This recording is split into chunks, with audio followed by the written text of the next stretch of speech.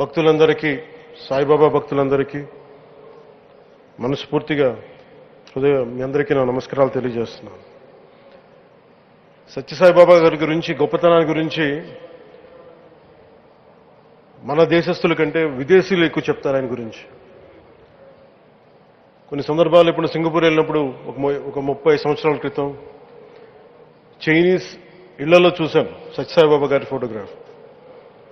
అలాగే ఒక Hollywood actor Steven Seagal అని చాలా సంవత్సరాల క్రితం, దాంట్లో క్లోజ్ టు ఒక 20 సంవత్సరాల క్రితం అనుకుంటా, చిరంజీవి గారిని ప్రత్యేకించి అడిగి, మా అన్నయ్య చిరంజీవి గారిని ప్రత్యేకించి అడిగి నేను బాబా గారిని కలవాలి అని చెప్పి ఇక్కడ బెంగళూరులో ల్యాండ్ అయినా ఇక్కడ ఫ్లైట్కి ఆయనకు వచ్చి ఆశీర్వాదాలు తీసుకుని వెళ్తే నాకు చాలా ఆశ్చర్యం కలిగేది. ఒకరి గొప్పతనం, ఒకరి తేజస్సు ఎలా తెలుస్తుందంటే ఎలా వెళ్ళి దీని గురించి నేను అనుకుంటా ఉండేవాడిని. బాబా గారిది వెలిసింది భారతదేశంలో అత్యంత వెనుకబడ్డ జిల్లా అనంతపురం, రాయలసీమలోని అనంతపురం జిల్లా. ఆయన పుట్టుక కూడా అత్యంత వెనుకబడ్డ జిల్లా, నీటికి కూడా కొరత ఉండే జిల్లా, వలసలు వెళ్ళిపోయే జిల్లా. అలాంటి జిల్లాని ఎంచుకున్నారు ఆయన జన్మకు కూడా. అందుకని అలాంటి జన్మ తీసుకున్నాడంటే మహానుభావులే తీసుకోగలరు. ఒక 40 సంవత్సరాల క్రితం ఎవరైనా ఊహించుకోగలమా? దేశ విదేశాల నుంచి చాలా మంది భక్తులు, విదేశీయులు అందరూ వచ్చి దీని అభివృద్ధికి పాటుపడతారని.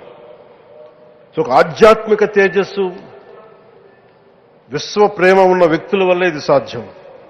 అలాంటి వ్యక్తుల కోసం ప్రత్యేకించి గౌరవ ప్రధానమంత్రి నరేంద్ర మోదీ గారికి ఇష్టమైనది ప్రజలందరికీ కనీసం ఒక 50 లీటర్ల నీళ్లు ఇవ్వాలి, అది రక్షిత మంచినీరు ఇవ్వాలి. అలాంటి పథకం, ఒక 50 లీటర్ల నీళ్లు కనీసం ఇవ్వాలి అనేది ఒక వ్యక్తికి ఆ సంకల్పం నరేంద్ర మోదీ గారు దీన్ని ముందుకు తీసుకొచ్చారు. ఒక ప్రభుత్వ పరంగా దీన్ని ప్రధానమంత్రి గారు తీసుకొస్తే, ఒక ఆధ్యాత్మిక గురువుగా ఏ ప్రభుత్వం ఆలోచించినప్పుడు, ప్రభుత్వాలే దీని గురించి సగటు వ్యక్తికి నీరు ఎలా అందించాలనుకున్నప్పుడు దాన్ని ఆలోచించింది సత్యసాయిబాబా గారు ఆలోచించారు.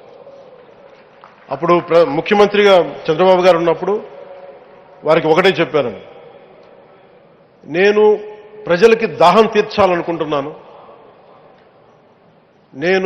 నాకు తెలిసిన భక్తులు ఒకే ఒక